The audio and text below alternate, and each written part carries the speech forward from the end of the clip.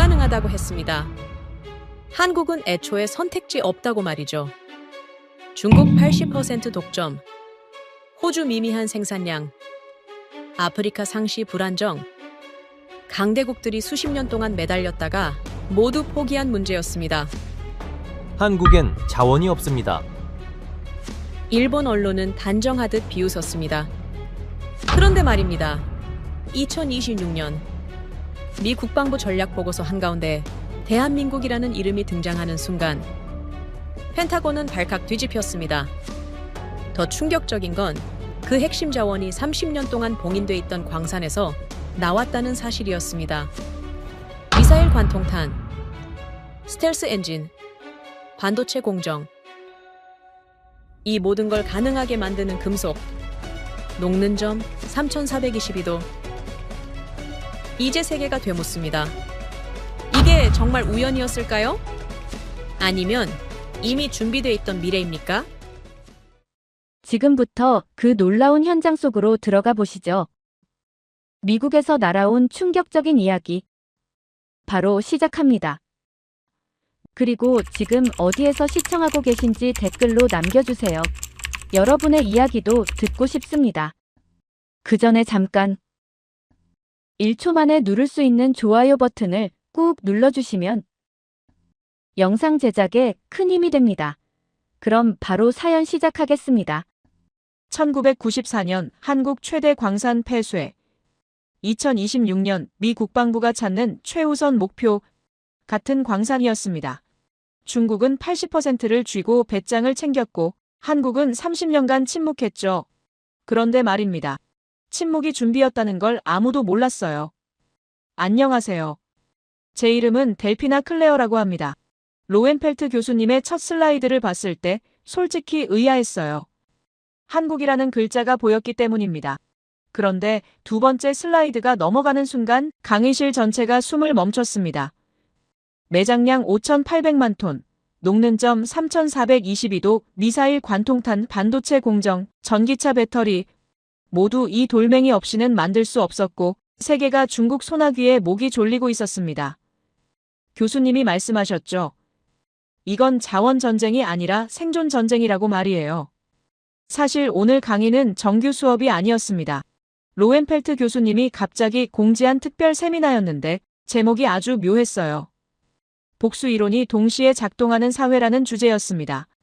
동료들은 다들 어렵다며 고개를 저었지만 아버지가 IT 업계에서 일했고 어머니가 유대인 가정에서 토론으로 자란 덕분에 이런 난해한 주제가 오히려 끌렸습니다. 모든 사회는 이론으로 설명 가능하다고 배웠으니까요.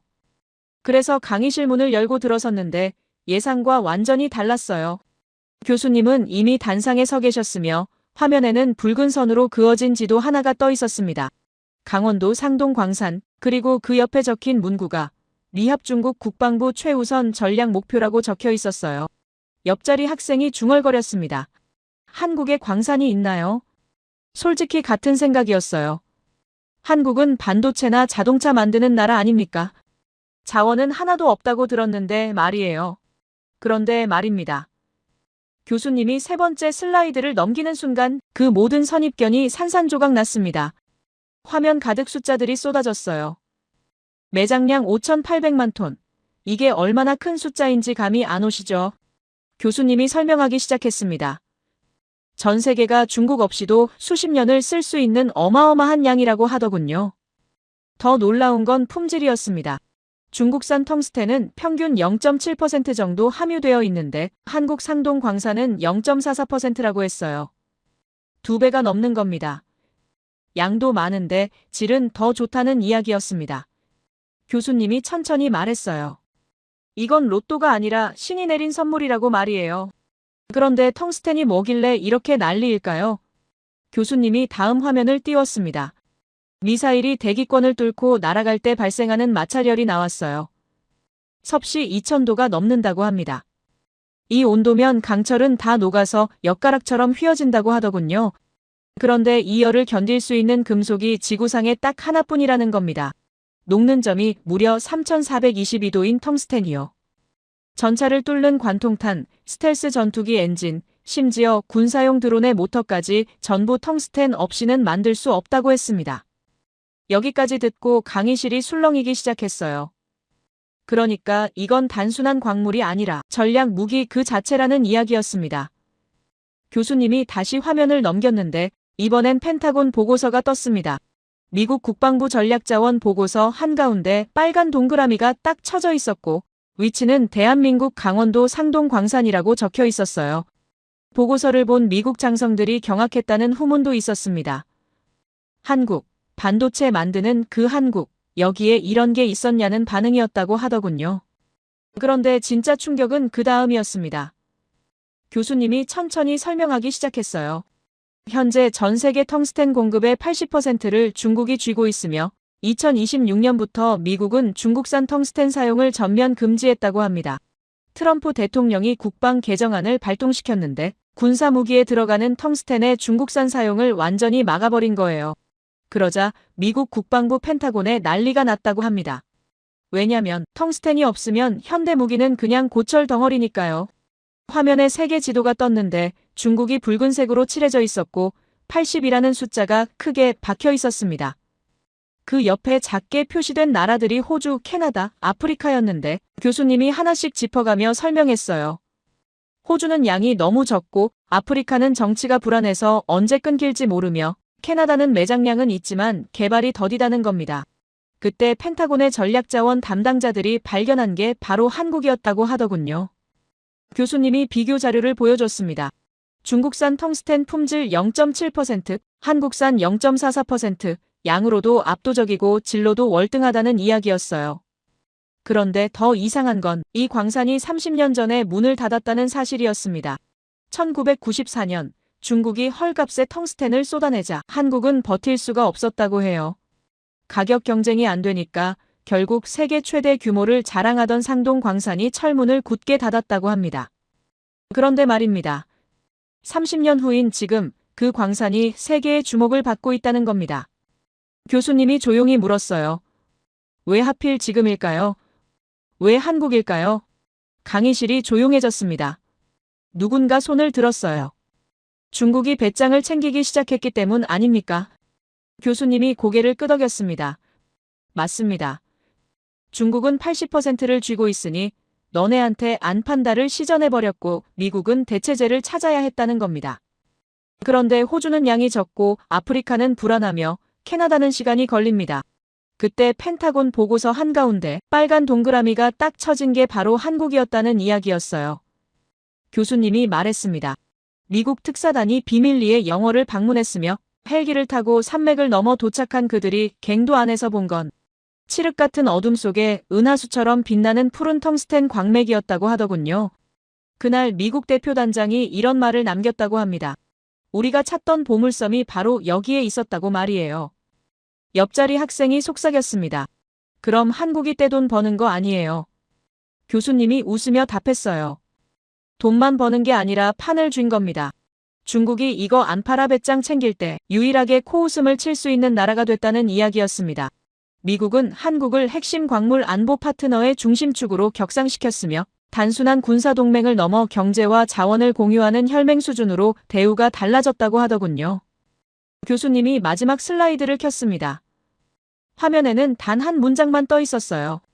이것은 자원 전쟁이 아니라 생존 전쟁이다. 강의실이 완전히 조용해졌습니다. 노트를 펼쳐든 채로 멍하니 화면만 바라보고 있었어요. 한국, 텅스텐, 펜타곤, 중국, 이 모든 단어가 한 문장으로 연결되는 순간이었습니다. 교수님이 천천히 돌아서며 물었어요. 여러분은 어떻게 생각하십니까? 이게 운일까요? 아니면 다른 무언가일까요? 그 질문이 강의실을 가득 채웠습니다. 운이라고 하기엔 너무 완벽했고 우연이라고 하기엔 너무 정교했어요. 30년 전에 문을 닫았던 광산이 30년 후에 세계를 구하는 열쇠가 됐다는 건 단순한 행운으로는 설명이 안 됐습니다. 교수님이 조용히 말했어요. 오늘 강의는 여기서 끝나지 않습니다. 이제부터 진짜 질문을 던져볼 겁니다. 왜 한국일까요? 왜 하필 이 작은 반도 국가일까요? 강의실이 숨을 죽였습니다. 다음 슬라이드가 넘어갈 것 같았지만 교수님은 멈췄어요. 그리고 천천히 단상 끝으로 걸어가며 말했습니다. 답을 찾으려면 우리는 한국이라는 나라를 완전히 다시 봐야 합니다. 자원이 없는 나라, 작은 반도, 전쟁으로 폐허가 됐던 곳. 그런데 지금은 세계가 줄을 서서 기다리는 나라가 됐죠. 이게 어떻게 가능했을까요? 노트를 덮으며 생각했습니다. 오늘 강의는 텅스텐 이야기로 시작했지만 이건 텅스텐만의 이야기가 아니라는 걸 느꼈어요. 뭔가 더 큰 그림이 있었고 교수님은 그걸 한 조각씩 보여주고 있었습니다. 첫 번째 조각은 놀라움이었어요. 한국에 이런 게 있었다는 충격. 하지만 진짜 질문은 이제 시작이었습니다. 왜 한국인가? 왜 지금인가? 왜 이렇게 완벽하게 들어맞는가?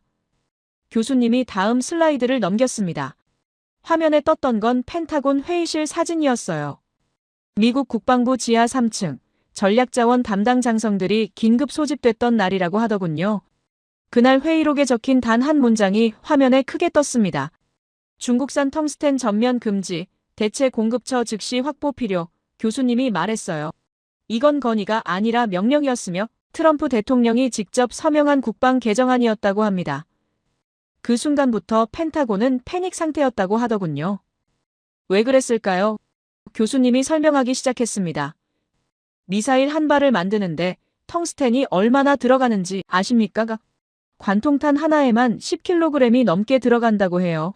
스텔스 전투기 엔진 한 대엔 50kg, 전차 한 대엔 100kg 이상이 필요하다고 합니다. 그런데 이게 전부 중국산이었다는 겁니다. 미국이 세계 최강 군사력을 자랑하지만 정작 무기를 만드는 핵심 재료는 중국한테 사왔다는 이야기였어요. 교수님이 조용히 말했습니다. 이건 안보 문제가 아니라 생존 문제였다고 말이에요. 그래서 펜타곤은 미친 듯이 대체처를 찾기 시작했고 월스트리트도 움직였다고 합니다. 교수님이 다음 슬라이드를 띄웠는데 골드만삭스 보고서가 나왔어요. 제목이 아주 직설적이었습니다. 텅스텐 없는 미래는 없다.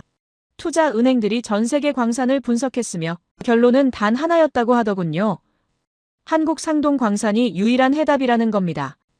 옆자리 학생이 물었어요. 그럼 미국이 한국한테 매달린 겁니까? 교수님이 고개를 끄덕였습니다. 매달렸다는 표현이 정확하다고 말이에요. 그런데 말입니다. 여기서 진짜 놀라운 건 한국이 단순히 돌만 캐내는 게 아니라는 사실이었습니다. 교수님이 설명하기 시작했어요. 아프리카나 남미를 보면 자원은 엄청 많은데 나라는 가난한 경우가 많지 않습니까? 왜 그럴까요? 바로 캐내는 것만 하고 가공하는 기술이 없어서 선진국들이 헐값에 원석만 쏙 가져가기 때문이라고 합니다.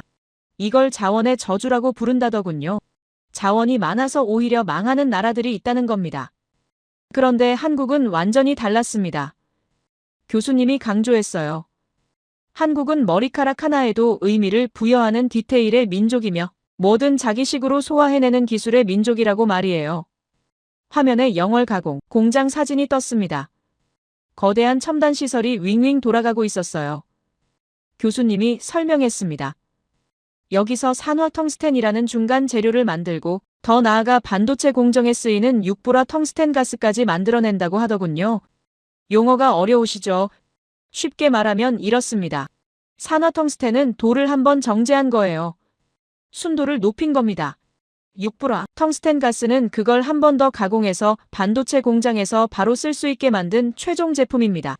다른 나라들은 돌만 팔지만 한국은 완제품까지 만들어서 판다는 이야기였어요. 교수님이 말했습니다. 이게 바로 캐내는 나라가 아니라 완성하는 나라의 차이라고 말이에요. 더 놀라운 건 한국이 이 기술을 자기네 첨단 산업에도 쓰고 있다는 사실이었습니다. 교수님이 다음 화면을 띄웠어요. K스타라는 장치가 나왔는데 인공태양이라고 부른다더군요. 태양보다 뜨거운 1억 도의 플라즈마를 가둬야 하는데 그 내벽을 뭘로 만드는지 아십니까? 바로 텅스텐이라고 합니다. 1억 도를 견딜 수 있는 물질이 지구상에 딱 하나뿐이라는 겁니다. 한국은 자기네 땅에서 캔 텅스텐으로 미래 에너지를 연구하고 있었어요. 교수님이 또 다른 사례를 들었습니다. K방산이라고 들어보셨습니까? 요즘 폴란드며 중동이며 한국 무기 사겠다고 줄을 선다고 해요. K9 자주폭, 현무 미사일, 여기에 들어가는 핵심 관통자가 전부 텅스텐 합금이라고 합니다. 예전에는 소재를 수입해서 만들었다면 이제는 원료 채굴부터 정제, 가공 무기 조립까지 메이드 인 코리아 완벽 수직 계열화가 완성됐다는 겁니다. 교수님이 조용히 말했어요. 이건 돈 좀 번다 수준이 아니라 국방 안보의 자립이며 기술 패권의 완성을 의미한다고 말이에요. 그때 교수님이 슬라이드를 멈추고 강의실을 둘러봤습니다. 그리고 물었어요. 여러분, 일본이라는 나라를 아시죠? 과거 한국을 어떻게 봤을까요? 강의실이 조용해졌습니다. 교수님이 답했어요. 소재 부품 장비는 우리가 한 수위, 한국은 우리 거 사다 쓰는 조립, 공장 정도로 생각했다고 합니다. 2019년 수출 규제 사태 기억하시죠? 그때 일본이 한국한테 불화수소 안 판다고 엄포를 놓았던 그 사건 말입니다. 교수님이 다음 화면을 띄웠습니다. 그런데 지금 상황이 완전히 역전됐다고 하더군요. 최근 일본 경제산업성 고위 관료가 비밀리에 한국을 방문했으며 목적은 단 하나였다고 합니다. 상동 광산의 텅스텐 물량 좀 우리에게 배정해 달라는 것이었어요. 교수님이 말했습니다. 회담장 분위기가 아주 묘했다고 하더군요. 예전 같으면 고개를 빳빳이 들고 들어왔을 일본 대표단이 이번에는 아주 정중하게 거의 흡사하다시피 협력을 요청했다는 겁니다. 강의실에서 웃음이 터졌어요. 모르게 주먹을 쥐었습니다. 교수님이 계속 말했어요. 한국 정부의 반응이 아주 쿨했다고 합니다. 검토는 해보겠습니다. 하지만 미국이랑 유럽 물량이 먼저라서요. 줄 좀 서세요. 이 한마디였다고 하더군요. 옆자리 학생이 중얼거렸습니다. 이게 진짜 역전이네요. 교수님이 고개를 끄덕였습니다. 이게 바로 자원을 가진 나라의 위험이라고 말이에요. 교수님이 마지막 슬라이드를 띄웠습니다. 강원도 영월이라는 작은 도시가 나왔어요. 불과 몇 년 전만 해도 인구 소멸, 위험 지역이었다고 합니다. 젊은이들은 떠나고 빈집만 늘어가던 쓸쓸한 도시였다고 하더군요. 그런데 지금 영월 읍내 풍경이 완전히 달라졌다는 겁니다. 외국인 엔지니어들이 거리를 활보하고 연구원 가족들이 이사를 오면서 초등학교의 아이들 웃음소리가 다시 들리기 시작했다고 해요. 교수님이 설명했습니다. 단순히 광부가 늘어난 게 아니라 지질학자, 화공학자, 물류 전문가, 통역사, 고소득 전문직들이 모여들면서 영월은 아시아의 텅스텐 허브 핵심 광물 클러스터로 진화하고 있다고 하더군요. 지역 주민 인터뷰가 화면에 떴습니다.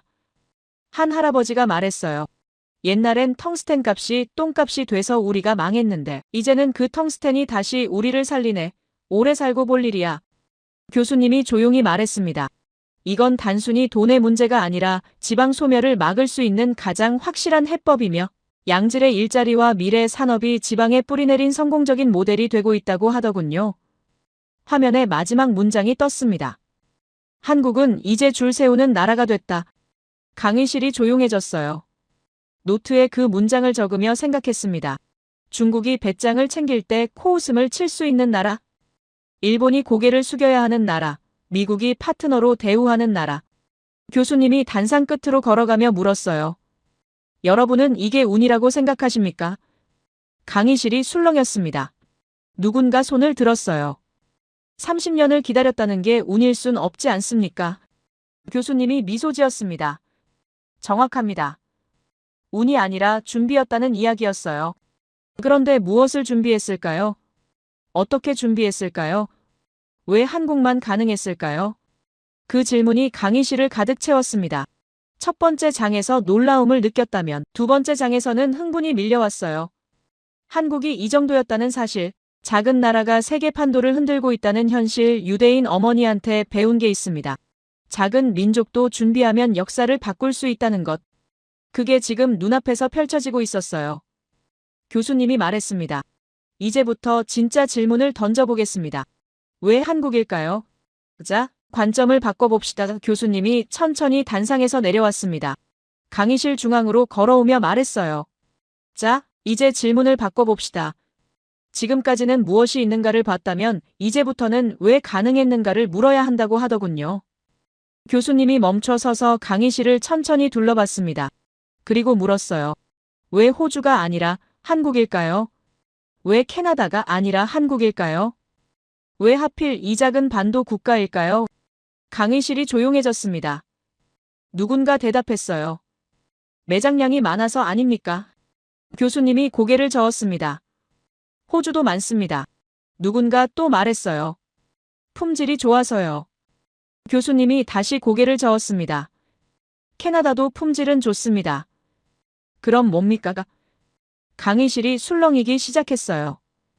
교수님이 천천히 말했습니다. 이건 운이 아닙니다. 구조입니다. 시스템입니다. 한국이라는 나라가 작동하는 방식 자체가 다르다는 이야기였어요. 교수님이 칠판으로 걸어가더니 크게 한 문장을 썼습니다. 한국은 예외가 아니라 복수 시스템이다. 그 문장을 3번 읽었어요.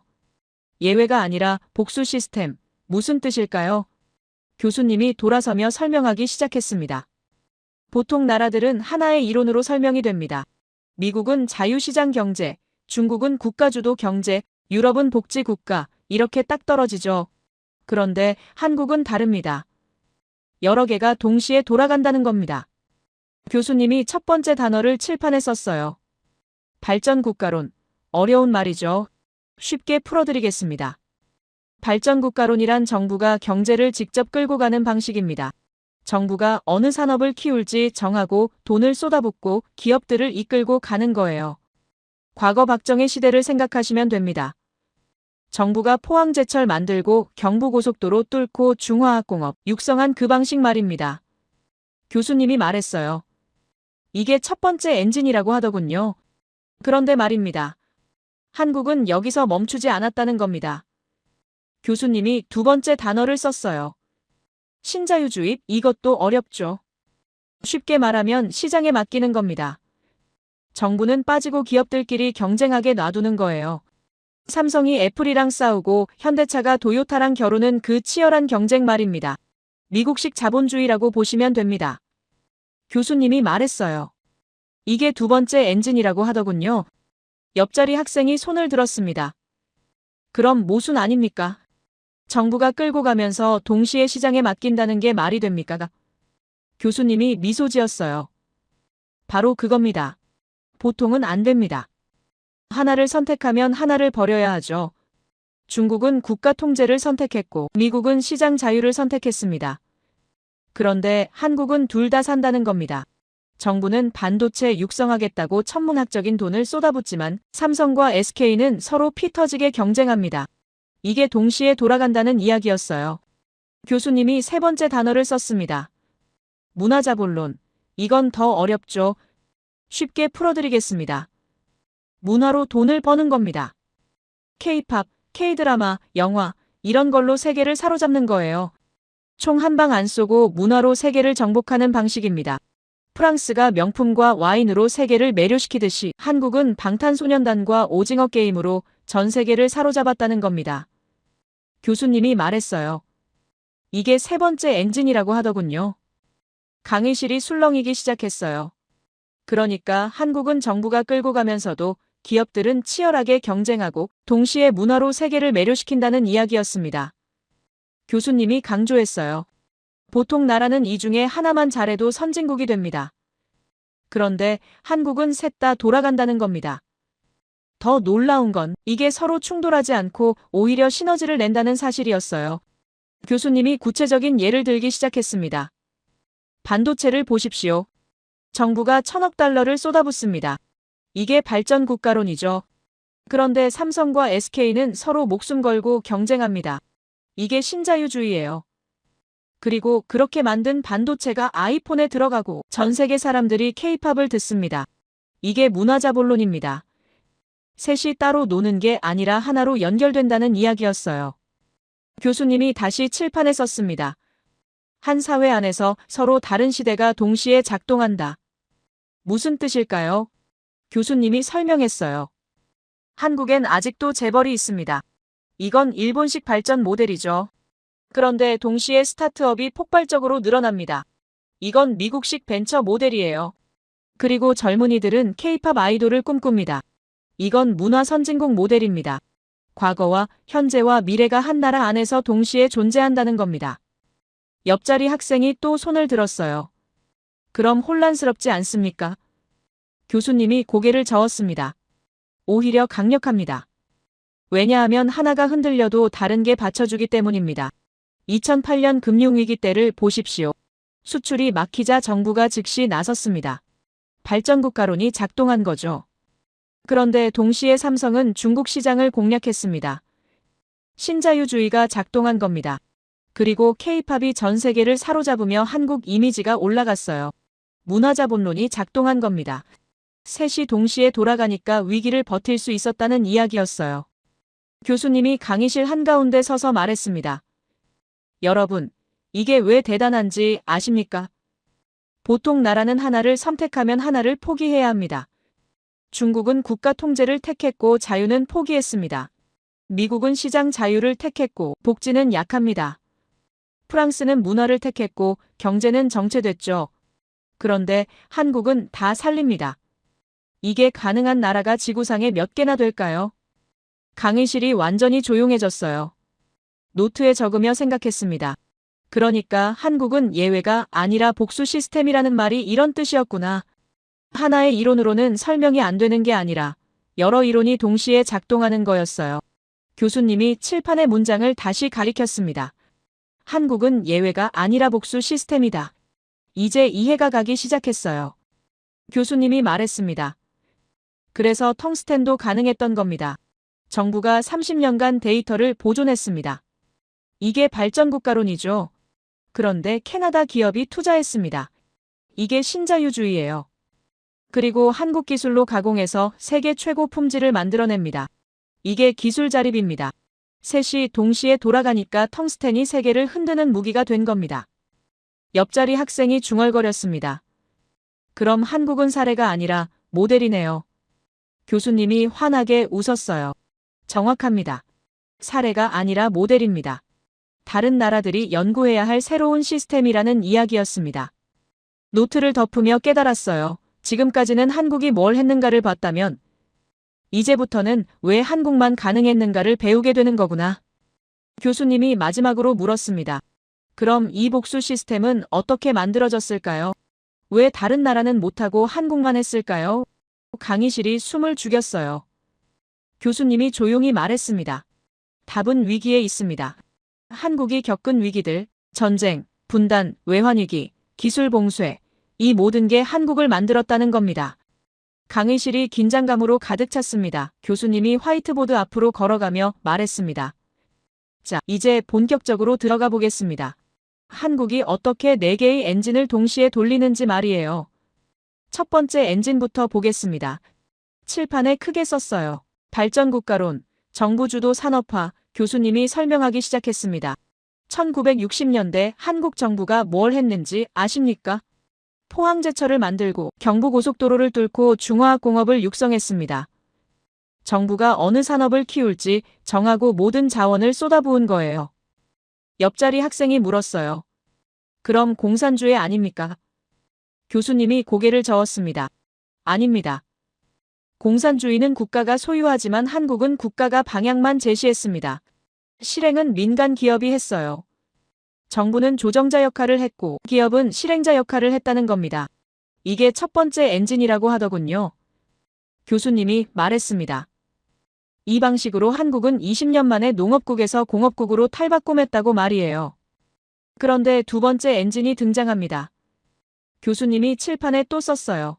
신자유주의, 글로벌 경쟁, 삼성과 현대차가 세계 무대로 나가기 시작했고 정부는 슬슬 뒤로 빠졌다고 합니다.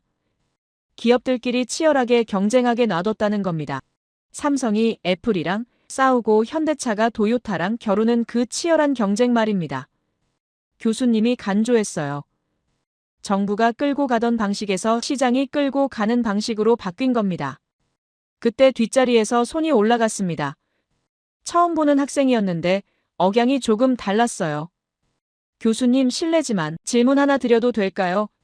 교수님이 고개를 끄덕였습니다. 그 학생이 일어서며 말했어요. 하야미라고 합니다. 오사카에서 왔습니다. 교수님 말씀을 듣다 보니 궁금한 게 있는데요. 한국이 정말 독자적으로 발전했다고 볼 수 있을까요? 강의실이 조용해졌습니다. 하야미가 계속 말했어요. 일본 경제연구소 자료를 보면 한국의 초기 산업화는 일본 기술 이전이 큰 역할을 했다고 나옵니다. 포항제철도 일본 신일철 기술이었고 현대차도 초기엔 일본 미쓰비시 엔진을 썼습니다. 그러니까 첫 번째 엔진이라는 게 사실은 일본 모델을 따라한 거 아닙니까? 강의실이 술렁이기 시작했어요. 교수님이 잠시 멈췄다가 대답했습니다. 좋은 지적입니다. 교수님이 침착하게 말했어요. 맞습니다. 초기엔 일본 기술을 배웠습니다. 하지만 여기서 중요한 건 배운 후에 뭘 했느냐입니다. 일본은 기술을 주고 한국이 영원히 부품을 사주길 기대했습니다. 그런데 한국은 달랐어요. 배운 기술을 분해하고 연구하고 개선했습니다. 20년 후엔 일본을 추월하기 시작했죠. 교수님이 화면을 띄웠습니다. 2023년 반도체 시장 점유율이 나왔어요. 한국 67%, 일본 10%, 하야미가 다시 손을 들었습니다. 그건 메모리 반도체 한정 아닙니까? 시스템 반도체는 아직도 미국과 대만이 압도적입니다. 한국이 전부 다 잘한다는 건 과장 아닐까요? 교수님이 고개를 끄덕였어요. 맞습니다. 시스템 반도체는 약합니다. 하지만 여기서 보셔야 할 건 방향입니다.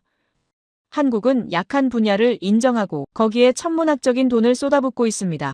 삼성이 시스템 반도체에 투자하는 금액이 연간 30조 원이 넘습니다. 하야미가 말했어요. 하지만 투자한다고 다 되는 건 아니지 않습니까? 일본도 반도체에 엄청난 돈을 쏟아붓고 있는데 따라잡기 힘듭니다. 교수님이 조용히 대답했습니다. 그렇습니다. 투자만으로는 안 됩니다. 여기서 한국의 세 번째 엔진이 작동합니다. 교수님이 칠판에 썼어요. 문화자 본론, K-팝과 한국 드라마 하야미가 의아한 표정을 지었습니다. 문화가 반도체랑 무슨 상관입니까? 교수님이 설명하기 시작했어요. 문화는 이미지를 만듭니다. 한국하면 뭐가 떠오르십니까? 10년 전엔 전쟁, 분단, 가난이었습니다. 지금은 K-팝, 한국 드라마, 첨단 기술입니다. 이 이미지가 바뀌니까 한국 제품을 보는 눈도 바뀝니다. 삼성 갤럭시를 사는 이유가 뭘까요? 성능만이 아닙니다. 한국이라는 브랜드가 생긴 겁니다. 교수님이 말했습니다. 이게 문화자 본론의 힘이라고 말이에요. 하야미가 조금 불편한 표정을 지었습니다. 하지만 문화산업은 유행 아닙니까? 지금은 한국 드라마가 인기지만 10년 후엔 모릅니다. 교수님이 대답했어요. 맞습니다. 유행은 변합니다. 하지만 한국은 이미 다음을 준비하고 있습니다. K-팝 다음엔 게임, 게임 다음엔 웹툰, 웹툰 다음엔 버추얼 아이돌, 끊임없이 새로운 콘텐츠를 만들어냅니다. 이게 문화산업의 생태계라는 겁니다. 교수님이 네 번째를 칠판에 썼습니다. 안보국가론, 북한 위협과 기술 자립, 하야미가 이번엔 조용히 듣고 있었어요. 교수님이 설명했습니다. 한국은 휴전 중입니다. 전쟁이 끝난 게 아니라 멈춘 겁니다. 북한이 바로 위에 있고 언제든 위협이 될 수 있습니다. 그래서 한국은 무기를 남한테 의존할 수 없었다는 겁니다. 스스로 만들어야 했고 그게 기술 자립으로 이어졌다고 하더군요. 교수님이 구체적인 예를 들었어요. K9 자주포를 아십니까? 세계에서 가장 빠른 포탄 발사 속도를 자랑합니다. 폴란드가 100대가 넘게 주문했고 중동도 줄을 섰습니다. 이게 어떻게 가능했을까요? 북한 위협 때문에 40년간 연구했기 때문입니다. 안보가 기술을 만들었고 그 기술이 수출 무기가 됐다는 이야기였습니다. 하야미가 다시 손을 들었습니다. 하지만 교수님 결국 이 네 개가 다 작동한다는 게 가능할까요? 보통은 하나가 강해지면 하나가 약해지지 않습니까? 정부가 강하면 시장이 약하고 시장이 강하면 문화가 약하고 이게 일반적인 패턴 아닙니까? 교수님이 잠시 멈췄습니다. 그리고 천천히 대답했어요. 맞습니다. 보통은 그렇습니다. 하나가 강해지면 하나가 약해집니다. 그런데 한국은 네 개가 다 살아있습니다. 교수님이 강조했어요. 정부는 반도체에 1,000억 달러를 쏟아붓지만 삼성과 SK는 서로 목숨 걸고 경쟁합니다.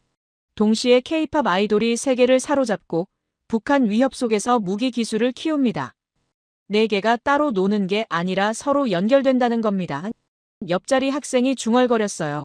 이거 진짜 가능한 거야. 하야미가 노트를 보며 말했습니다. 하지만 교수님 일본도 비슷하지 않습니까? 정부도 있고 기업도 있고 문화도 있습니다. 교수님이 고개를 저었어요. 비슷하지만 다릅니다. 일본은 정부와 기업이 너무 가깝습니다. 경쟁이 약해요. 한국은 정부가 방향을 제시하지만 기업들끼리는 피 터지게 싸웁니다. 이 차이가 결과를 만든다는 겁니다. 하야미가 더 이상 질문하지 않았습니다. 표정이 조금 굳어 있었어요.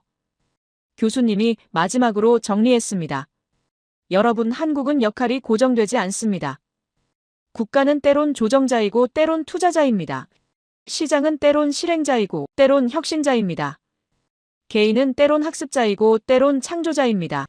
이 유연함이 한국을 특별하게 만든다는 이야기였어요. 노트를 적으며 생각했습니다.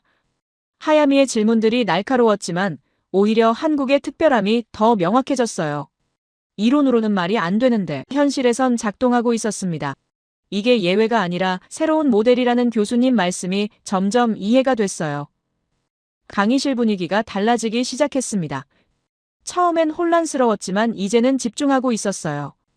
교수님이 새로운 슬라이드를 띄웠습니다. 화면 가득 타임라인이 펼쳐졌어요. 1950년부터 2025년까지 75년의 역사가 한눈에 보였습니다. 교수님이 천천히 말했어요. 자, 이제 한국이 겪은 위기들을 봅시다. 그리고 그 위기들이 어떻게 쌓였는지 말입니다. 첫 번째 붉은 선이 그어진 곳이 1950년 한국전쟁이었습니다. 교수님이 설명하기 시작했어요. 전쟁이 끝나고 한국엔 아무것도 남지 않았습니다. 건물의 80%가 폐허였고 1인당 소득은 $70, 세계 최빈국이었습니다. 보통 나라 같으면 여기서 모든 기록이 사라집니다. 전쟁통에 문서고가 불타고 기술자들이 죽고 지식이 증발하죠. 그런데 한국은 달랐다고 합니다. 전쟁 중에도 기록을 챙겼다는 겁니다. 옆자리 학생이 물었어요. 전쟁 중에 기록을 챙긴다는 게 가능합니까? 교수님이 고개를 끄덕였습니다. 가능했습니다. 정부 문서를 부산으로 옮겼고 기술자들을 후방으로 대피시켰으며 공장 도면을 땅에 묻어서라도 보존했다고 합니다. 전쟁이 끝나자 그 기록들을 다시 꺼냈고 그게 재건의 밑거름이 됐다는 이야기였어요. 교수님이 말했습니다. 이게 첫 번째 축적이라고 말이에요. 두 번째 붉은 선이 1997년 외환위기였습니다. 교수님이 설명했어요. 한국은 하루아침에 부도 위기에 몰렸으며 국제통화기금이 개입했습니다. 보통은 여기서 나라가 무너집니다. 아르헨티나를 보십시오. 그리스를 보십시오. 외환위기 이후 10년, 20년 동안 회복 못하는 나라들이 수두룩합니다. 그런데 한국은 4년 만에 빚을 다 갚았다고 하더군요. 어떻게 가능했을까요? 교수님이 다음 슬라이드를 띄웠습니다. 국민들이 금을 모았다는 내용이 나왔어요. 227톤, 21억 달러어치 결혼 반지까지 내놨다고 합니다. 강의실이 조용해졌어요. 교수님이 말했습니다. 이건 단순히 금을 모은 게 아니라 위기를 학습한 겁니다. 나라가 망하면 개인도 망한다는 걸, 함께 버텨야 산다는 걸, 이게 국민들 머릿속에 각인됐다는 이야기였어요. 세 번째 붉은 선이 2019년 일본 수출 규제였습니다. 교수님이 설명했어요. 일본이 반도체 핵심 소재 3가지를 막았고 전 세계가 한국의 항복을 예상했습니다. 그런데 1년 만에 자립했다고 하더군요. 의존도 90%에서 15%로 불가능하다던 일을 해냈다는 겁니다. 옆자리 학생이 중얼거렸어요. 매번 위기를 기회로 바꾸네요. 교수님이 고개를 끄덕였습니다. 맞습니다. 그런데 여기서 중요한 건 우연이 아니라는 겁니다. 한국은 위기가 올 때마다 기록했고 분석했으며 시스템을 만들었습니다. 전쟁 때 배운 걸 외환위기 때 썼고 외환위기 때 배운 걸 기술봉쇄 때 썼다는 이야기였어요. 교수님이 강조했습니다. 이게 바로 위기의 축적이라고 말이에요. 그때 교수님이 텅스텐 이야기로 돌아왔습니다. 하지만 이번엔 다른 각도였어요. 여러분, 상동, 광산 소유권이 누구 겁니까? 강의실이 조용해졌습니다. 누군가 대답했어요. 캐나다, 알몬티 아닙니까? 교수님이 고개를 끄덕였습니다. 맞습니다. 2015년 캐나다 기업이 인수했고 지분 100%가 외국 손에 들어갔습니다. 학생 하나가 손을 들었어요. 그럼 결국 국부 유출 아닙니까? 땅은 우리 땅인데 주인은 외국이잖아요. 교수님이 잠시 멈췄다가 대답했습니다. 좋은 질문입니다. 실제로 한국에서도 논란이 많았습니다. 귀한 광산을 왜 외국 기업한테 넘겼느냐? 정부가 뭐 했느냐? 이런 비판이 쏟아졌다고 하더군요. 그런데 여기서 다른 측면을 봐야 한다는 겁니다. 교수님이 다음 슬라이드를 띄웠어요. 2020년 재개발 시작. 알몬티 대한 중석 설립. 독일 국영은행 대출 승인. 총 투자액 1,800억 원. 교수님이 설명했습니다. 만약 한국 정부가 억지로 붙들고 있었다면 이 돈이 나왔을까요? 1,800억 원이라는 천문학적인 돈을 누가 쏟아부었겠습니까? 아무도 거들떠보지 않던 폐광의 말입니다. 교수님이 계속 말했어요. 소유권은 캐나다가 가졌지만 계약 조건을 보십시오. 화면에 떴습니다.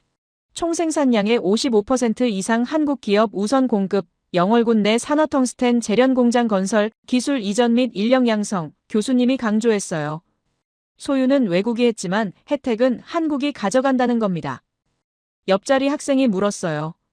그럼 윈윈 아닙니까? 교수님이 미소 지었습니다. 정확합니다.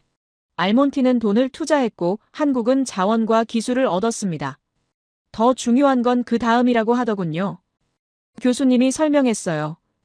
예전엔 텅스텐 원석을 미국으로 보내서 가공한 후 다시 수입했습니다.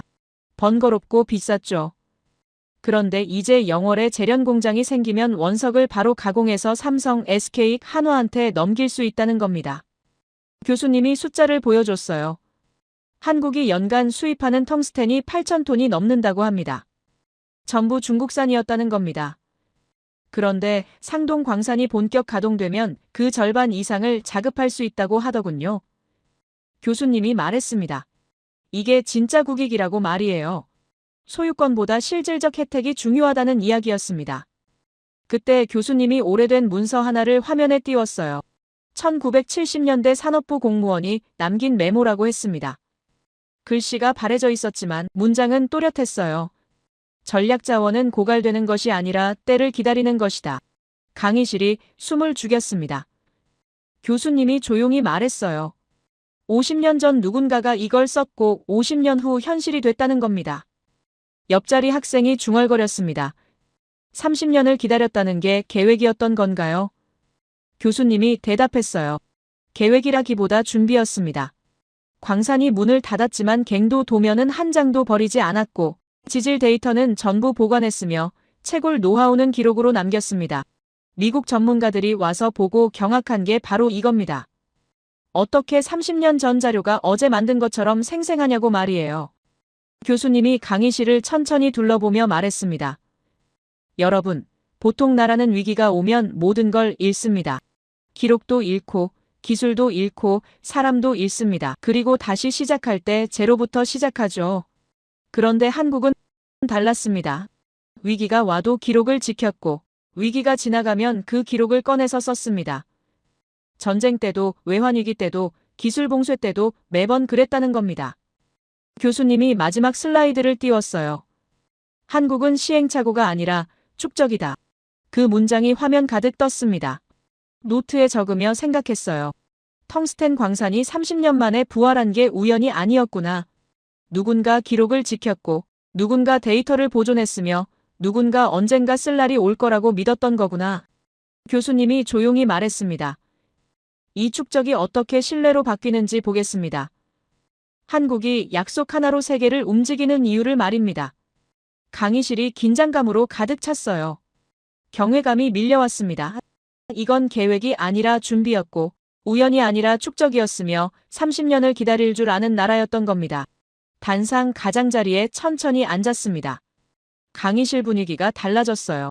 지금까지는 서서 설명하셨는데 이번엔 앉아서 이야기를 시작하셨습니다. 마치 오래된 친구에게 비밀을 털어놓듯이 조용한 목소리로 말씀하셨어요. 여러분, 이제 진짜 핵심을 말씀드리겠습니다. 한국이 어떻게 세계를 움직이는지 말입니다.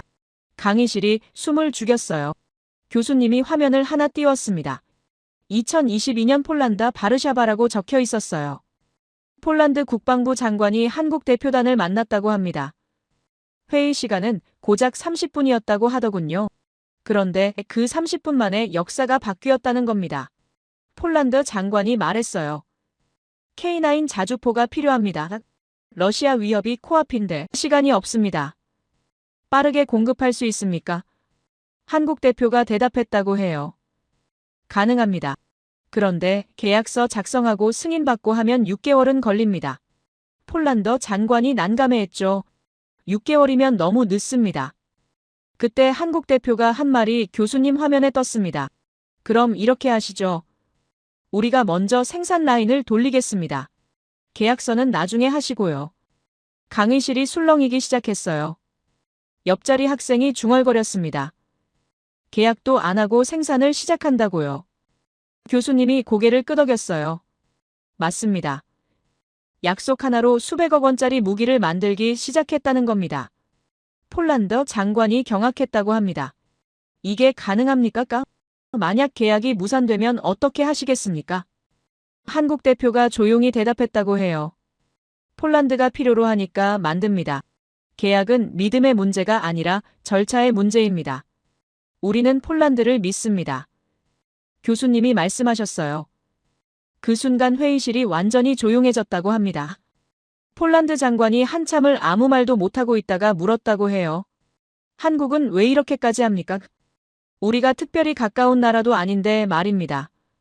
한국 대표가 답했다고 하더군요. 폴란드가 지금 위험에 처해 있기 때문입니다. 위기에 처한 나라를 돕는 건 한국의 방식입니다. 강의실이 숨을 죽였습니다. 노트를 적으며 생각했어요. 이건 단순한 거래가 아니었습니다.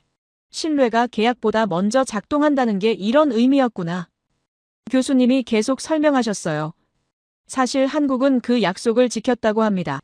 계약서에 도장 찍기도 전에 창원 공장에서 K9 자주포가 조립되기 시작했고 석 달 만에 첫 배치가 폴란드 국경을 넘었다고 해요. 폴란드 군인들이 그 자주포를 보고 울었다고 합니다. 한국이 약속을 지켰다는 게 믿기지 않았다는 거죠. 교수님이 다음 화면을 띄웠어요. 이번엔 루마니아, 에스토니아, 호주까지 나왔습니다. 모두 한국 무기를 주문한 나라들이라고 하더군요. 그런데 공통점이 있었어요. 전부 계약 전에 생산이 시작됐다는 겁니다. 교수님이 강조하셨어요. 이건 한두 번이 아니라 시스템입니다. 한국은 약속을 받으면 즉시 움직이고 계약서는 나중에 정리한다는 이야기였어요. 옆자리 학생이 손을 들었습니다. 그럼 위험하지 않습니까? 만약 상대방이 배신하면 어떻게 합니까? 교수님이 잠시 멈췄다가 대답하셨어요. 좋은 질문입니다. 실제로 배신당한 적도 있습니다. 인도네시아가 잠수함 계약을 일방적으로 파기한 적이 있었죠. 한국은 이미 부품을 발주한 상태였고 수백억 원 손해를 봤습니다. 그런데 한국은 멈추지 않았어요. 계속 약속을 먼저 지키는 방식을 유지했다는 겁니다. 왜 그랬을까요? 교수님이 설명하셨습니다. 한 번 배신당해도 9번 신뢰를 지키면 결국 세계가 한국을 믿게 되기 때문입니다. 강의실이 조용해졌어요. 교수님이 천천히 말씀하셨습니다. 여러분, 이게 바로 신뢰 자본입니다. 돈으로 살 수 없는 자본이에요. 한국은 70년 동안 이 자본을 쌓아왔습니다. 전쟁 때도, 외환위기 때도, 기술 봉쇄 때도 약속은 반드시 지킨다는 원칙을 버리지 않았다는 거죠. 그래서 지금 폴란드가, 루마니아가, 호주가 한국을 믿고 계약서 없이 주문하는 겁니다. 이게 축적된 신뢰의 힘이라고 하더군요. 교수님이 또 다른 사례를 꺼내셨어요. 한국 조선업 이야기였습니다. 2023년 유럽 해운사들이 줄을 섰다고 해요. 친환경 선박을 만들어달라는 주문이 폭주했다는 겁니다. 그런데 문제가 있었어요. 설계도가 완성되지 않았다는 거죠. 보통은 설계도 완성하고 계약하고 그 다음에 건조에 들어갑니다. 그런데 한국조선소는 달랐다고 합니다. 설계 70% 완성 시점에서 이미 철판을 자르기 시작했다는 겁니다. 옆자리 학생이 놀라서 물었어요. 설계도 안 끝났는데 어떻게 만듭니까? 교수님이 미소 지으셨어요. 그게 한국식입니다. 설계와 건조를 동시에 진행하는 겁니다. 설계팀이 도면 그리는 동안 현장에서는 이미 용접이 시작됩니다. 위험하죠. 설계가 바뀌면 다시 뜯어야 하니까요. 그런데 한국은 이 위험을 감수합니다. 왜냐하면 시간이 곧 생명이기 때문입니다. 고객이 원하는 건 완벽한 배가 아니라 빠른 배라는 걸 아니까요. 교수님이 구체적인 숫자를 보여주셨어요. 유럽 조선소는 선박 한 척 만드는데 평균 30개월 걸린다고 합니다. 한국은 18개월이라고 해요. 거의 절반 수준입니다. 어떻게 가능할까요? 교수님이 설명하셨어요. 설계와 건조를 분리하지 않고 통합하기 때문입니다. 설계자가 현장에 나가고 용접공이 설계에 참여합니다. 경계가 없다는 거죠. 이게 한국 조선업의 비밀이라고 하더군요. 그런데 여기서 더 놀라운 게 있었습니다. 교수님이 화면을 바꿨어요. 방글라데시, 베트남, 필리핀이 나왔습니다. 이 나라들도 한국 조선소에 주문했다고 해요. 친환경 선박이 아니라 어선이었습니다. 작은 배였죠.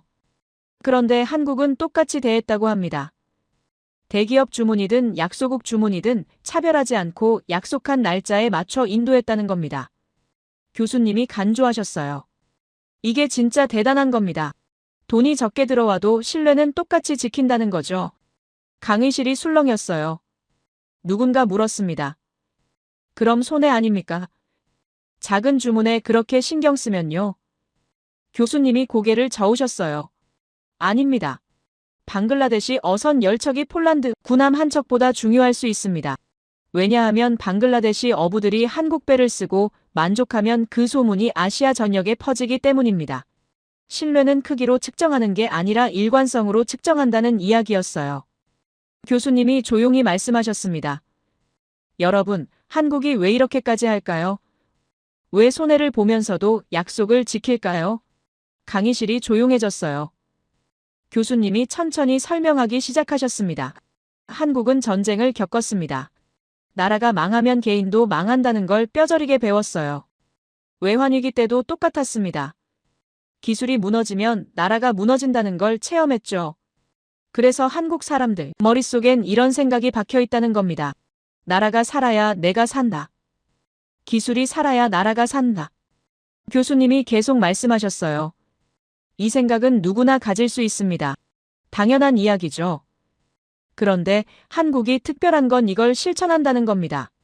말로만 하는 게 아니라 행동으로 보여준다는 거예요. 왜 그럴 수 있을까요? 교수님이 조용히 말씀하셨습니다. 조상들의 정신 때문입니다. 임진왜란 때도 일제강점기 때도 한국전쟁 때도 매번 폐허가 됐지만 다시 일어섰습니다. 위기가 올 때마다 더 강해졌어요. 이게 한국인의 DNA에 박혀 있다는 겁니다. 노트를 적으며 생각했어요. 그러니까 한국은 위기를 기회로 바꾸는 민족이구나. 무너져도 다시 일어서고 배신당해도 다시 믿으며 손해봐도 약속을 지키는 거구나. 교수님이 강조하셨습니다. 여러분, 이건 개인의 문제가 아닙니다. 민족 전체의 문제예요. 한 사람이 약속을 어기면 나라 전체의 신뢰가 무너진다는 걸 알기 때문에 한국 사람들은 목숨 걸고 약속을 지킵니다. 이게 70년 동안 쌓인 신뢰 자본이라고 하더군요. 교수님이 마지막 화면을 띄우셨어요. 세계 지도가 나왔습니다. 유럽, 아시아, 중동, 아프리카, 남미 전 대륙에 한국 무기와 한국 선박이 표시돼 있었어요. 교수님이 조용히 말씀하셨습니다. 한국은 자기만 살려고 하지 않습니다.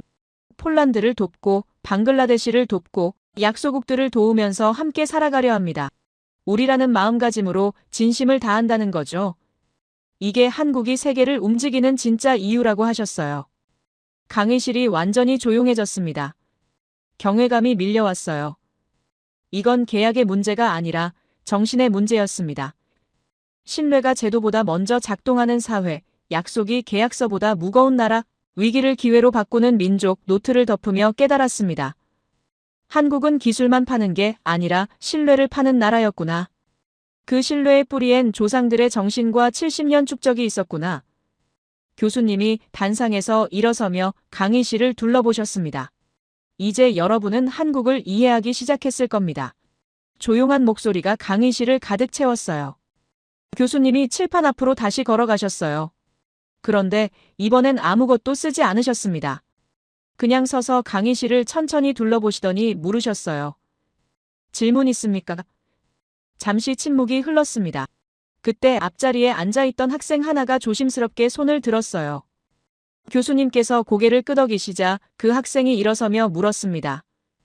교수님, 지금까지 들어보니 한국이 정말 특별한 나라라는 건 알겠는데요. 그런데 하나 궁금한 게 있습니다. 한국은 자유시장 경제인가요? 아니면 정부주도 경제인가요? 강의실이 조용해졌어요. 다들 같은 궁금증을 갖고 있었던 것 같습니다. 교수님이 잠시 생각하시더니 미소를 지으셨어요. 아주 좋은 질문입니다. 그런데 답을 드리기 전에 먼저 용어를 쉽게 풀어드리겠습니다. 자유시장 경제라는 게 뭘까요? 쉽게 말하면 정부가 손을 떼고 기업들이 마음껏 경쟁하는 겁니다. 마치 시장 바닥에서 장사꾼들이 서로 손님 끌려고 소리 지르는 것처럼 말이에요. 누가 더 싸게 팔고 누가 더 좋은 물건 내놓는지 겨루는 거죠. 미국이 대표적입니다. 교수님이 칠판에 크게 썼어요. 자유시장 경제는 정부 손 떼기. 그리고 바로 밑에 또 썼습니다. 정부 주도 경제는 정부가 다 정하기. 교수님이 설명하셨어요. 정부 주도 경제는 반대입니다. 정부가 어느 산업을 키울지 정하고 돈을 쏟아붓고 기업들한테 이거 만들어라 저거 만들어라 지시하는 겁니다. 중국이 대표적이죠. 공산당이 5개년 계획 세우고 전부 밀어붙이는 방식 말입니다. 강의실이 고개를 끄덕였어요. 이제 이해가 되기 시작했습니다. 교수님이 질문한 학생을 보며 물으셨어요. 그럼 다시 질문드립니다. 한국은 둘 중 어느 쪽일까요? 학생이 망설이다가 대답했어요. 글쎄요, 둘 다 같은데요. 교수님이 환하게 웃으셨습니다. 정확합니다. 둘 다입니다. 동시에요. 강의실이 술렁이기 시작했어요. 옆자리 학생이 중얼거렸습니다. 그게 말이 됩니까? 교수님이 대답하셨어요. 보통은 안 됩니다. 하나를 선택하면 하나를 버려야 하죠. 그런데 한국은 둘 다 살립니다. 교수님이 구체적인 예를 들기 시작하셨어요. 삼성 반도체를 보십시오. 삼성은 민간 기업입니다. 정부 소유가 아니에요. 그런데 삼성이 하는 일을 보면 국가 전략을 수행하는 것처럼 보입니다. 반도체 공장 짓는데 수십조 원을 쏟아붓고 미국이랑 중국 사이에서 줄타기하며 한국의 운명을 짊어지고 가는 것처럼 움직입니다. 이게 기업입니까? 아니면 국가입니까? 강의실이 조용해졌어요. 교수님이 말씀하셨습니다. 둘 다입니다.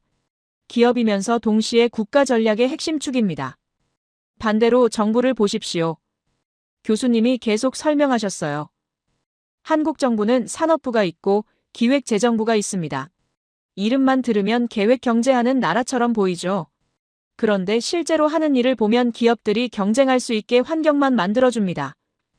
규제 풀어주고 투자 유치해주고 인프라 깔아주는 거예요. 이게 정부 주도입니까? 아니면 시장 친화입니까? 교수님이 강조하셨습니다. 둘 다입니다. 정부이면서 동시에 시장의 조력자입니다. 그때 뒷자리에서 손이 올라갔어요. 다른 학생이 물었습니다. 그럼 개인은 어떻습니까? 한국 국민들은 어떤 역할을 합니까? 교수님이 잠시 멈추셨다가 천천히 대답하셨어요. 개인이 제일 특별합니다. 한국 사람들은 위기가 오면 개인이 아니라 국가처럼 움직입니다. 교수님이 화면을 띄우셨어요. 1997년 외환위기 사진이 나왔습니다. 시민들이 줄을 서 있는 모습이었어요. 교수님이 조용히 말씀하셨습니다. 여러분 이 장면 기억하십니까? 아까 잠깐 언급했던 그 사건입니다. 나라가 부도 위기에 몰렸을 때 국민들이 금을 모았죠. 결혼 반지까지 내놨습니다. 그런데 여기서 본질을 봐야 합니다. 중요한 건 금을 모았다는 사실이 아니라 왜 모았느냐입니다. 강의실이 숨을 죽였어요. 교수님이 설명하셨습니다. 한국 사람들 머릿속엔 이런 생각이 박혀 있습니다. 나라가 망하면 나도 망한다. 그래서 위기가 오면 뭉칩니다. 이건 일회성이 아니었어요. 교수님이 강조하셨습니다. 한국 전쟁 때도 똑같았습니다. 국민들이 자발적으로 군대 지원하고 식량 모으고 피난민 도왔습니다.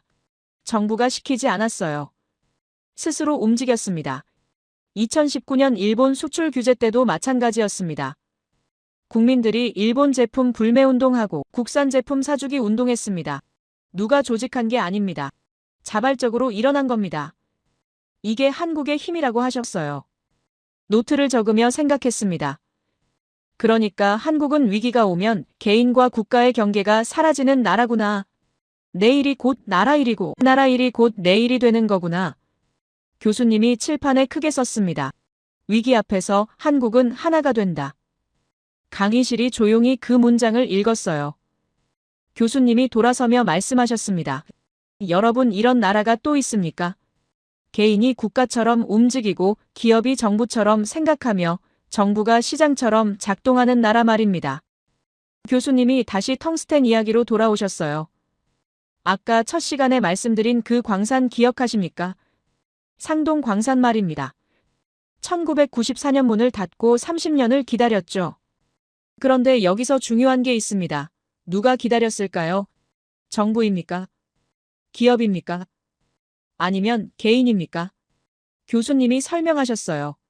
셋 다입니다. 정부는 데이터를 보존했고 기업은 기술을 연구했으며 지역 주민들은 갱도를 지켰습니다. 역할이 나뉘어 있지 않았어요. 다 함께 움직인 겁니다. 그래서 30년 후 미국 특사단이 왔을 때 놀란 겁니다. 교수님이 강조하셨어요. 갱도 도면이 한 장도 없어지지 않았고 지질 데이터가 어제 만든 것처럼 생생했으며 채굴 노하우가 기록으로 완벽하게 남아 있었습니다. 미국 전문가들이 경악했죠. 이게 어떻게 가능하냐고 말입니다. 교수님이 대답하셨어요. 가능합니다. 한국에서는요. 왜냐하면 정부도 기업도 개인도 다 한마음으로 지켰기 때문입니다. 교수님이 화면을 바꾸셨어요.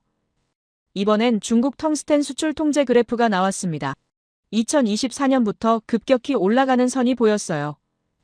교수님이 설명하셨습니다. 중국이 80%를 쥐고 배짱을 챙기기 시작했습니다. 값을 올리고 물량을 조절하며 세계를 흔들었죠. 그런데 한국만 코웃음 쳤습니다.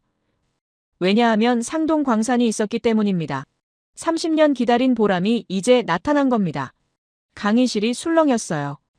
교수님이 일본 이야기도 꺼내셨습니다. 최근 일본 관료들이 한국 찾아와서 텅스텐 좀 나눠달라고 했죠. 예전 같으면 고개 빳빳이 들고 왔을 사람들이 이번엔 정중하게 협력을 요청했습니다. 교수님이 말씀하셨어요. 한국 정부 반응이 아주 쿨했다고 합니다.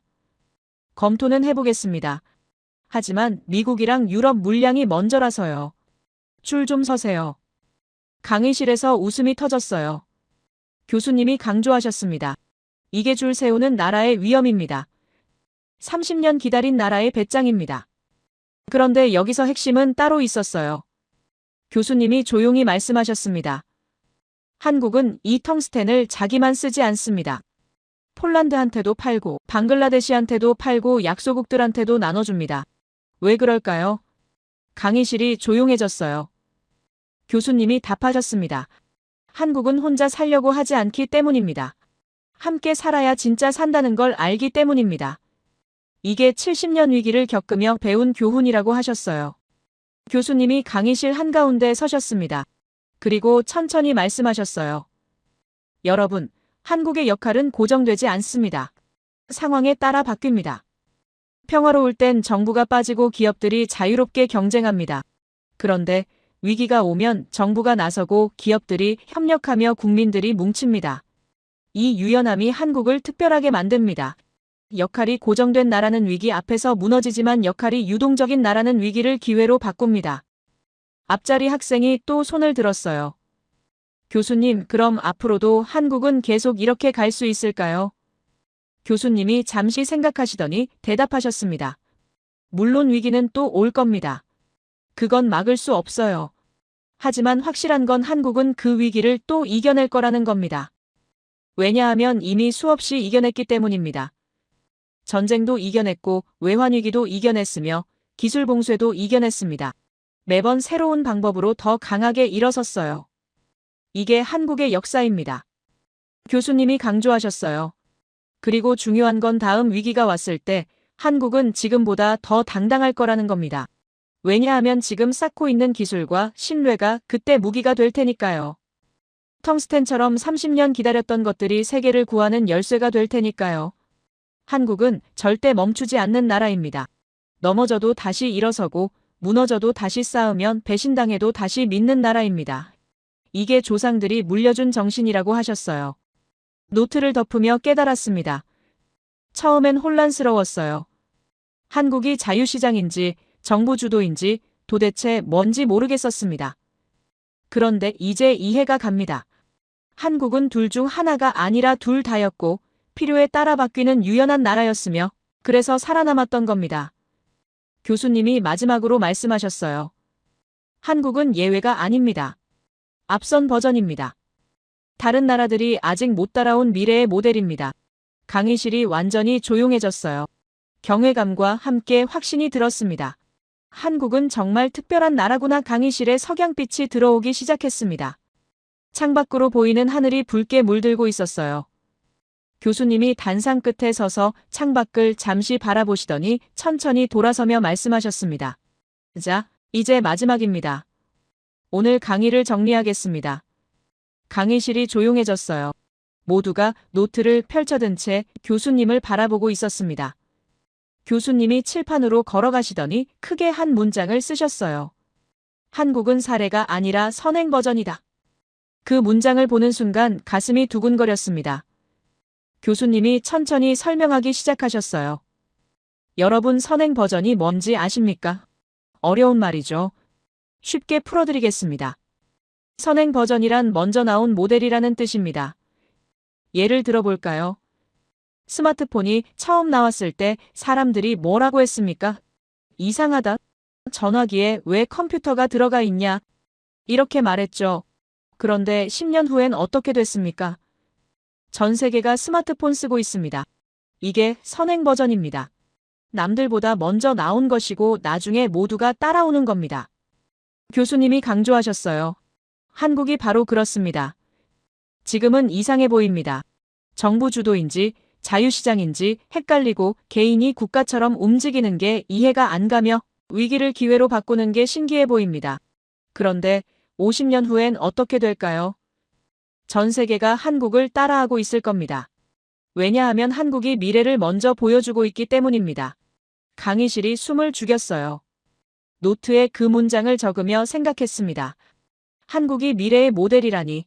교수님이 화면을 켰습니다. 텅스텐 광산 사진이 다시 나왔어요. 첫 시간에 봤던 그 상동 광산이었습니다. 교수님이 조용히 말씀하셨어요. 여러분, 이제 이해하시겠습니까? 왜 첫 시간에 제가 이 광산부터 보여드렸는지 말입니다. 강의실이 조용했어요. 교수님이 설명하셨습니다. 중요한 건 땅속 돌멩이가 아니었습니다. 그 돌멩이를 30년간 지키고 데이터로 보존하면 때가 올 때까지 기다렸던 시스템이 중요했던 겁니다. 교수님이 강조하셨어요. 텅스텐은 시작일 뿐입니다. 진짜 무기는 따로 있습니다. 바로 위기를 축적으로 바꾸는 능력, 개인과 국가가 하나 되는 힘, 약속을 계약보다 먼저 지키는 신뢰. 이게 한국의 진짜 자원이라고 하셨어요. 땅속에서 캐낸 텅스텐보다 70년 동안 쌓아온 신뢰가 훨씬 더 귀하다는 이야기였습니다. 강의실이 완전히 조용해졌어요. 모두가 고개를 끄덕이고 있었습니다. 교수님이 다음 슬라이드를 넘기셨어요. 세계 지도가 나왔습니다. 유럽, 아시아, 아프리카, 남미, 온 세계가 한국을 주목하고 있다는 내용이었어요. 교수님이 말씀하셨습니다. 예전엔 한국을 연구하는 학자가 거의 없었습니다. 일본이나 중국을 연구했지 한국은 그냥 작은 나라, 분단국, 전쟁 겪은 불쌍한 나라 정도로 봤죠. 그런데 지금은 완전히 달라졌습니다. 하버드에서 한국 연구소가 생기고 옥스퍼드에서 한국 모델을 분석하면 전 세계 경제학자들이 한국을 주목하고 있다고 하셨어요. 왜 그럴까요? 교수님이 설명하셨습니다. 한국이 기존 이론으로는 설명이 안 되기 때문입니다. 발전국가론으로만 보면 중국이랑 비슷해야 하는데 다릅니다. 신자유주의로만 보면 미국이랑 비슷해야 하는데 또 다릅니다. 문화자본론으로만 보면 프랑스랑 비슷해야 하는데 역시 다릅니다. 그래서 학자들이 새로운 이론을 만들고 있다는 겁니다. 한국을 설명하기 위한 이론을요. 교수님이 강조하셨어요. 이게 바로 선행 버전의 증거입니다. 이론이 현실을 따라가지 못하고 있다는 거죠. 그때 교수님이 조용히 물으셨습니다. 여러분은 왜 한국만 가능했다고 생각하십니까? 강의실이 술렁였어요. 누군가 대답했습니다. 위기를 많이 겪어서요. 교수님이 고개를 끄덕이셨어요. 맞습니다. 하지만 위기는 다른 나라도 겪었습니다. 또 다른 학생이 말했어요. 뭉치는 힘이 있어서요. 교수님이 다시 끄덕이셨습니다. 맞습니다. 하지만 그것만으로는 부족합니다. 강의실이 조용해졌어요. 교수님이 천천히 말씀하셨습니다. 진짜 이유는 기억 때문입니다. 한국 사람들은 위기를 겪으면 그걸 기록하고 보존합니다.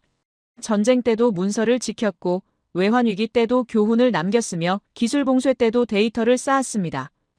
그리고 그 기억을 다음 세대한테 물려줍니다. 할아버지가 손자한테 이야기해주고 어머니가 딸한테 가르쳐주며 선생님이 학생한테 전해줍니다. 이 기억의 축적이 한국을 만들었다고 하셨어요.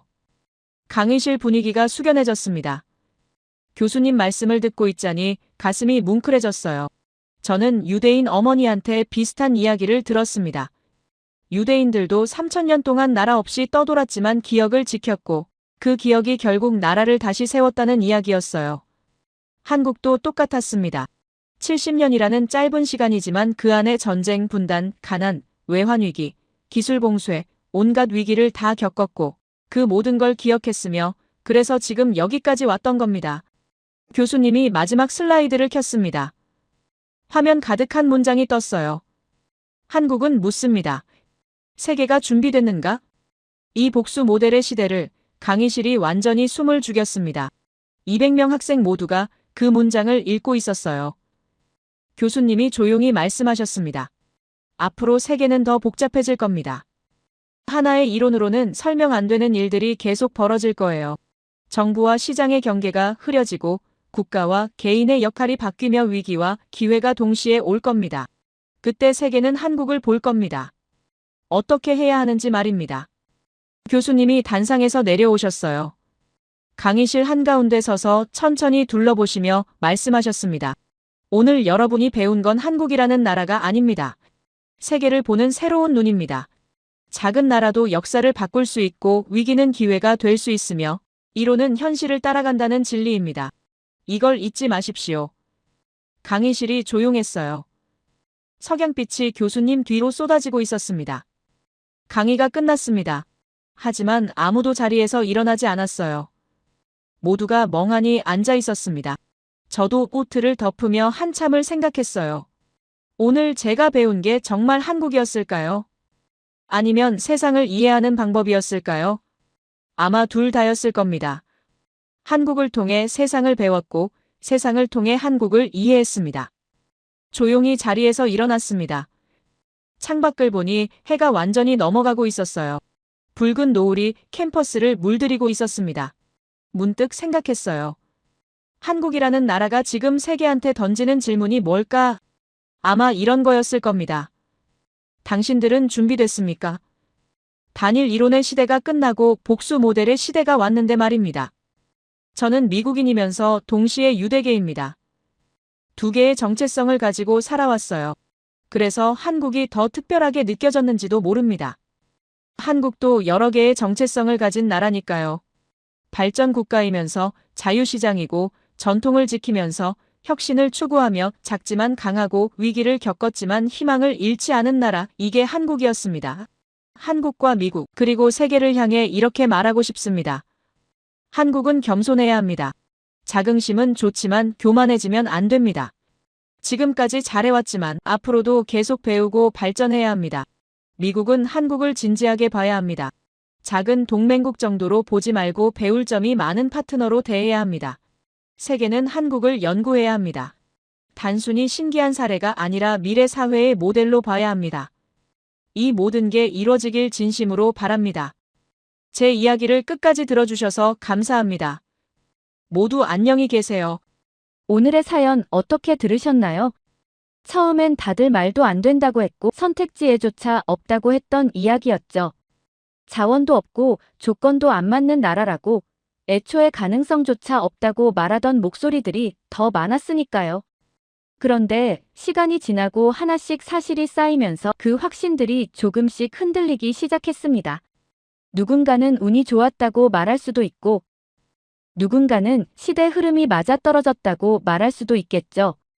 하지만 가만히 돌아보면 멈춰있던 시간 동안 아무것도 하지 않았던 건 아니었고, 보이지 않는 곳에서 준비해온 선택들이 결국 지금의 결과로 이어진 건 아닐까 하는 생각도 듭니다. 이 이야기가 우리에게 남기는 건 정답보다는 질문인 것 같습니다. 우리는 과연 얼마나 많은 가능성을 처음부터 불가능하다고 지워버리고 살고 있는지, 그리고 지금은 조용해 보이는 선택이 언젠가 전혀 다른 의미로 돌아올 수도 있지 않을지 말이죠. 이 사연의 끝은 아직 정해지지 않았습니다. 앞으로 어떤 선택이 이어질지 또 어떤 이야기가 새롭게 쓰일지는 아무도 알 수 없으니까요. 여러분의 생각을 아래 댓글에 남겨주세요. 그리고 감동적인 사연을 주변 사람들과 공유하고 함께 이야기 나눠보세요. 마지막으로 1초밖에 걸리지 않는 구독과 좋아요, 알림 설정은 영상 제작에 큰 힘이 됩니다. 지금까지 감동을 담아 여러분께 진심을 전하는 감동담기였습니다. 오늘 하루도 행복한 하루 보내세요.